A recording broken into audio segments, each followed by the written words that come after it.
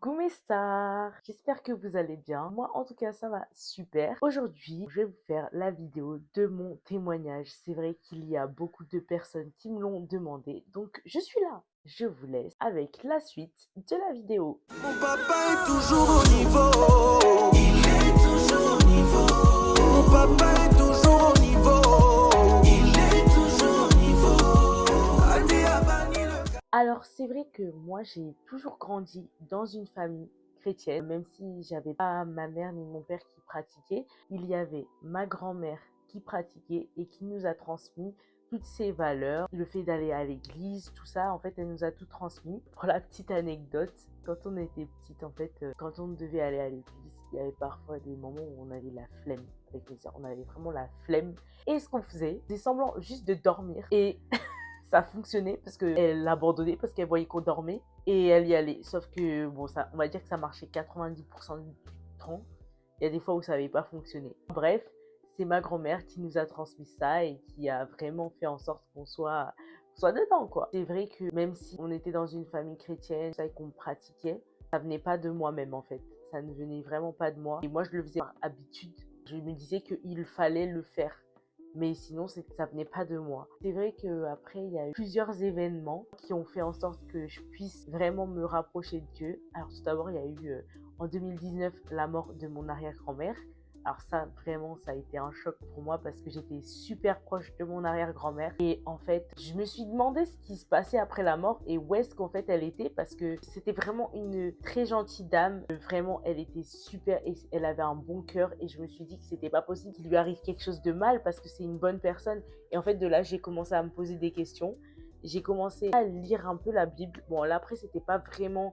Je lisais pas très bien, enfin vraiment je m'y intéressais mais je commençais et à côté de ça, enfin je continuais d'avoir une vie mondaine parce que par exemple 2019 il y a eu le Covid, on a été confinés, faut savoir que c'est l'été qui a été le plus mouvementé de toute ma vie franchement, comme du coup on a été confinés, personne ne pouvait fêter son anniversaire et tout le monde s'est dit ah ben pendant les vacances d'été on va tous fêter nos 18 ans. Donc tous les week-ends j'étais de soirée. Et franchement, quand je dis j'étais de soirée, c'est que des fois, je pouvais même avoir 2 anniversaires dans le même week-end, en fait. Donc, moi, j'étais vraiment une fêtarde. Je vivais ma vie, quoi. Et j'en avais pas vraiment conscience. Enfin, j'avais pas vraiment conscience qu'il fallait suivre les écritures. Et moi, je vivais juste ma vie, en fait. Et tant que je croyais en Dieu, pour moi, c'était bon, quoi. C'est arrivé en 2022. J'ai eu un accident de voiture. Et bizarrement, cet accident est arrivé un mois pile après l'accident de ma mère. Donc franchement ça a été vraiment le choc pour moi parce que en fait si vous voulez, je sortais d'un match de hand et je me rendais à un anniversaire. Mais je sais pas pourquoi je sentais que je devais pas aller à cet anniversaire parce que j'avais vraiment dans la tête un mauvais pressentiment. Et je me suis dit non mais je vais y aller quand même parce que faut honorer cette invitation. Moi je n'aime pas qu'on m'invite et que je n'y aille pas pour des raisons de ouais j'ai un mauvais pressentiment. Non. Du coup, j'y suis allée. C'était un soir très pluvieux. La route était très glissante. J'ai glissé dans un virage. J'ai fait des tonneaux et je me suis retrouvée dans un fossé. Je suis restée bloquée. Je ne pouvais pas sortir. Toutes les portes étaient bloquées et heureusement, il y a des passants qui sont arrivés, qui m'ont aidé à sortir. Et quand je suis sortie de la voiture et que j'ai vu l'état de la voiture, ça m'a fait quelque chose parce que j'ai vraiment eu un électrochoc et je me suis dit non, en fait Dieu m'a juste sauvée, m'a juste protégée parce que j'ai pas accompli ce que je devais accomplir ici sur terre. Et c'est de là où vraiment j'ai commencé à vraiment suivre les écritures. Ça a été un long processus, ouais, c'était vraiment long parce que c'était dur de changer certaines habitudes, notamment le fait que je sorte. Alors déjà moi je sortais, je vais vous dire moi je sortais juste pour suivre mes amis parce que en fait moi j'aime pas les boîtes. Moi déjà de base je suis quelqu'un de très casanière et je sortais avec mes amis parce que je voulais juste passer du temps avec mes amis, mais moi j'aimais pas les boîtes. En fait j'aimais pas ça, mais je sortais. Franchement, je vous dis des fois, les filles ou les gars, suivez ce que vous aimez. Ne vous forcez pas pour les gens parce que si ce sont vraiment vos amis, ils vont pas plus vous aimer juste parce que vous ne sortez pas en boîte. Et moi, ça a été le cas. Justement, ils ont compris le fait que je sorte pas, que j'ai pas envie. Ils m'ont dit non mais te force pas. Nous, même si tu sors pas en boîte, on s'en fiche. Et jusqu'à aujourd'hui, j'ai gardé mes amis et je les ai pas perdus sous prétexte que je ne sors pas en boîte. Donc, franchement, soyez transparents avec vos amis. Et s'ils vous aiment vraiment, ils vont rester. Donc du coup, j'ai commencé à avoir ma vie qui changeait. Ça a commencé par ça, le fait que je sorte plus. Après, j'ai commencé à changer un peu mes fréquentations parce que c'est vrai que j'avais des fréquentations qui n'étaient pas top sur le plan spirituel, enfin qui n'étaient pas en phase avec mes valeurs. Voilà, donc il y a eu plein de changements que j'ai faits grâce à Dieu.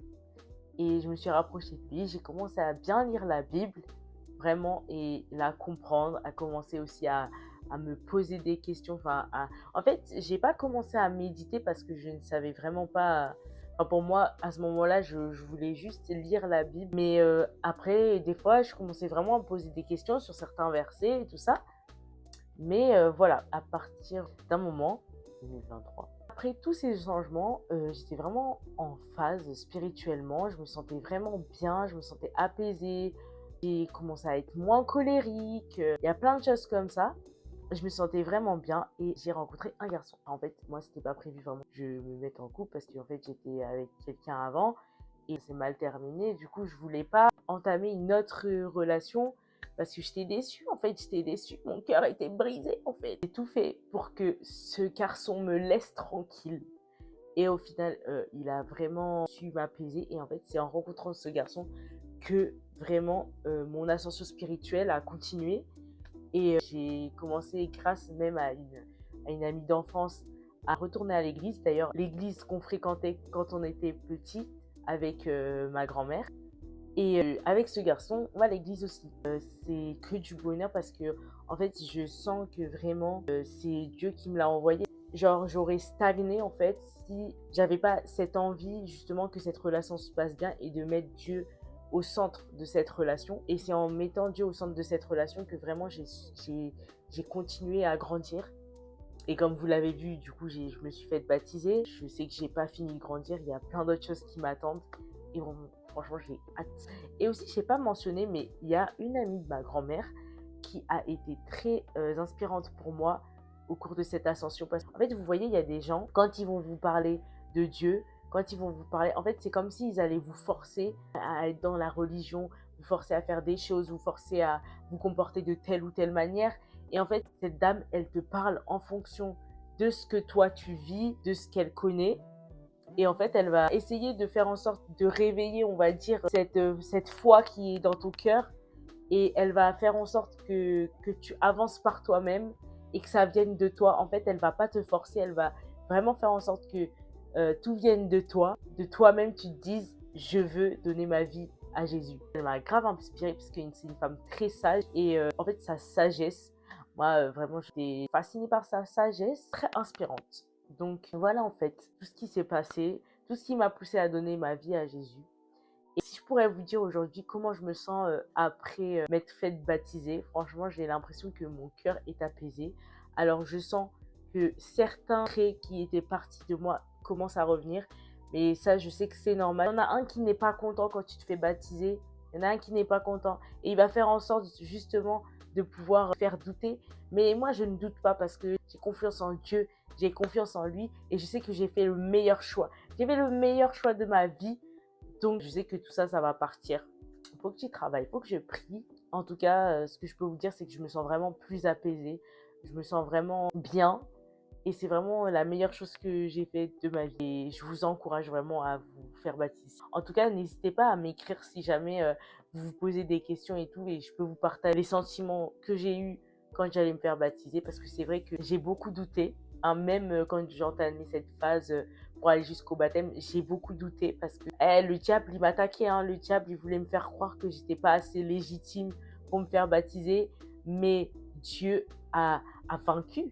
Dieu est victorieux. Si vous hésitez à faire le pas, si vous voulez que je vous partage ce qui m'a poussé justement à continuer, à aller jusqu'au baptême, si vous hésitez, n'hésitez pas à m'écrire parce que je serai ravie de répondre à vos questions. Et en tout cas, que Dieu vous bénisse parce que franchement, donner sa vie à Jésus, c'est incroyable. En tout cas, voilà pour mon témoignage. J'espère que ça n'aura pas été trop fouillis pour vous. Je vous ai vraiment parlé comme si je parlais à une copine, quoi, parce qu'en fait, moi, vous êtes tous mes copains. Genre, je vous partage un peu ma vie. En tout cas, j'espère que mon témoignage vous aura plu. N'hésitez pas à venir me parler, hein. Je suis ouverte à la discussion. En tout cas, moi, j'aime beaucoup échanger. C'est la fin de cette vidéo. N'hésitez pas à laisser un petit commentaire, un petit j'aime, à vous abonner. Hein, abonnez-vous parce qu'on a encore plein de choses à partager. Je vous remercie d'avoir regardé cette vidéo et je vous retrouve bientôt pour une prochaine vidéo. Que Dieu vous bénisse, mes frères et sœurs. Gros bisous. Papa est toujours au niveau.